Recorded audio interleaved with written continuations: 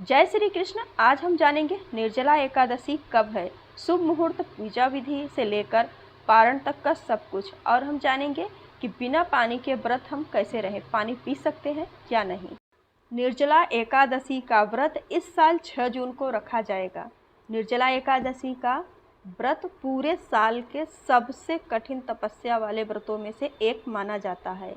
इस दिन पूरे दिन भूखे प्यासे रहकर व्रत किया जाता है और भगवान विष्णु की विधि विधान से पूजा की जाती है। ऐसा कहा जाता है कि सिर्फ निर्जला एकादशी का व्रत करने मात्र से ही आपको साल भर की एकादशियों का व्रत करने के बराबर पुण्य की प्राप्ति हो जाती है। निर्जला एकादशी जेठ माह के शुक्ल पक्ष की एकादशी को मनाया जाता है। आइए आपको बताते हैं कि निर्जला एकादशी पूजा का शुभ मुहूर्त और पूजा विधि, पारण का समय। पंचांग के अनुसार जेठ माह के शुक्ल पक्ष की एकादशी तिथि 6 जून को रात 2:15 पर शुरू हो रही है, जो 7 जून को सुबह 4:47 पर समाप्त होगी। ऐसे में उदया तिथि के अनुसार निर्जला एकादशी का व्रत 6 जून को रखा जाएगा। जो गृहस्थ लोग हैं रख सकते हैं। इसके अलावा वैष्णव एकादशी, वैष्णव संप्रदाय के जो लोग हैं 7 जून को एकादशी व्रत रखेंगे। और पारण का समय रहेगा 7 जून को एकादशी व्रत का पारण का मुहूर्त रहेगा दोपहर 1:44 से 4:31 के बीच में किया जाएगा। पारण तिथि के दिन हरिवास समाप्ति होने का समय रहेगा सुबह 11:25 तक में। वैष्णव एकादशी यानी कि जो 7 तारीख को व्रत करेंगे उनके लिए पारण का समय रहेगा 8 जून को। वैष्णव एकादशी के लिए पारण का शुभ मुहूर्त रहेगा 5:23 से 7:17 के बीच में किया जाएगा। पारण तिथि के दिन द्वादशी का समाप्ति का जो समय रहेगा, द्वादशी समाप्ति जो समय रहेगा 7:17 तक रहेगा।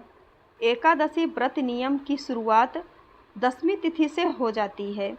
दशमी तिथि पर घर के कार्यों को समाप्त करने के बाद स्नान ध्यान करें।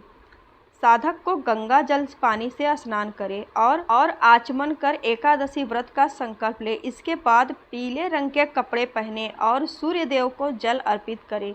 अब भक्ति भाव से लक्ष्मी नारायण जी की पूजा करें। दशमी तिथि पर सात्विक भोजन करें। साथ ही ब्रह्मचर्य नियमों का पालन जरूर से करें।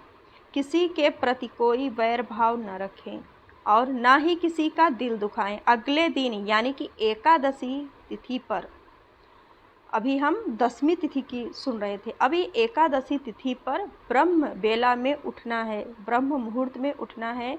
इस समय लक्ष्मी नारायण जी का ध्यान करते हुए उन्हें प्रणाम करें और ओम नमो भगवते वासुदेवाय का पाठ भी करते रहें। अब घर की साफ सफाई करें और अपने घर के कामों से निवृत्त होने के बाद गंगा जल युक्त पानी से स्नान करें। इस समय हथेली पे थोड़ा सा पानी लेकर आचमन करें। आचमन के समय ओम केशवाय नमः, ओम नारायण नमः, ओम माधवाय नमः, इन मंत्रों को बोलना है। अब अंत में अंगूठे से मुख को पोंछकर ओम गोविंदाय नमः मंत्र का उच्चारण करते हुए अब पीले रंग के कपड़े पहनकर सूर्य देव को जल अर्पित करें। सूर्य देव को जल अर्पित करते समय कुछ मंत्रों का उच्चारण करते रहिए जो आपको आता है। अब पूजा घर में चौकी पर लाल या पीले रंग का कपड़ा बिछाकर लक्ष्मी नारायण जी की प्रतिमा स्थापित करें। इस समय कुछ मंत्रों का उच्चारण करते रहिए। इसके बाद पंचामृत से आप स्नान कराइए।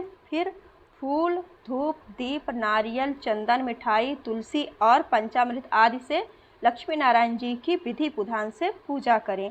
पूजा के समय विष्णु चालीसा स्तोत्र, स्तुति पाठ का, विष्णु मंत्र का जप करें। साथ ही पूजा के समय निर्जला एकादशी व्रत का पाठ अवश्य करें।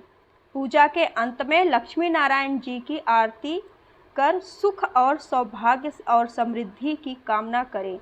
दिन भर निर्जला उपवास रखें। और हाँ, जिससे निर्जला उपवास नहीं किया जाता वो जल भी पी सकता है और एक टाइम फल भी खा सकता है, लेकिन उपवास जरूर करें।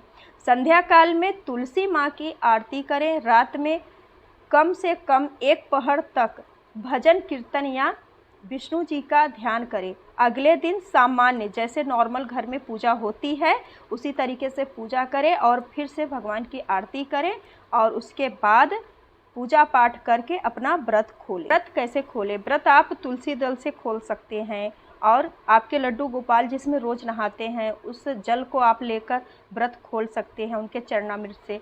और आप जो भोग लगाते हैं यानी कि द्वादशी के दिन खीर या कुछ मीठे का भोग लगाते हैं उस भोग को लेकर आप अपना व्रत खोल सकते हैं। निर्जला एकादशी के दिन दान का भी बहुत महत्व है। आप जिस दिन व्रत करते हैं एकादशी वाले दिन उस दिन भी आप सबको जल फल का दान कर सकते हैं, लेकिन द्वादशी के दिन अपना पारण करने से पहले आप कुछ सामग्री निकाल दें जो दान करना है। निर्जला एकादशी के दिन जल और अन्न का दान करना चाहिए। इसके साथ ही मिट्टी के कलश, फल, कपड़े, वस्त्र, छाता, जूता, चप्पल आदि का भी दान करना चाहिए। निर्जला एकादशी को भीमसेन एकादशी भी कहा जाता है। कहते हैं पांडवों में सबसे शक्तिशाली भीम ने निर्जली एकादशी व्रत सबसे पहले किया था। इससे के पीछे मान्यता है यह है कि भीम ने मोक्ष की प्राप्ति के लिए यह व्रत किया था,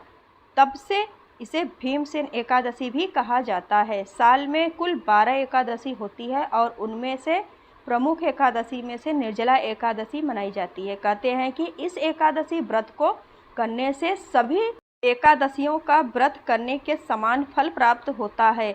मान्यता है कि इस दिन अन्न और धन का दान करना बहुत ही शुभ माना जाता है। ऐसे में करने से पैसों की कमी नहीं होती है और अपने आपके घर में हमेशा बरकत बनी रहती है। इसलिए निर्जला एकादशी का व्रत और दान दोनों बहुत ही महत्वपूर्ण है और ज़रूर करना चाहिए। आपको हमारी जानकारी अच्छी लगी हो तो चैनल को लाइक शेयर कर दीजिएगा और निर्जला एकादशी की आप सबको बहुत बहुत शुभकामनाएं और वीडियो देखने के लिए बहुत बहुत धन्यवाद।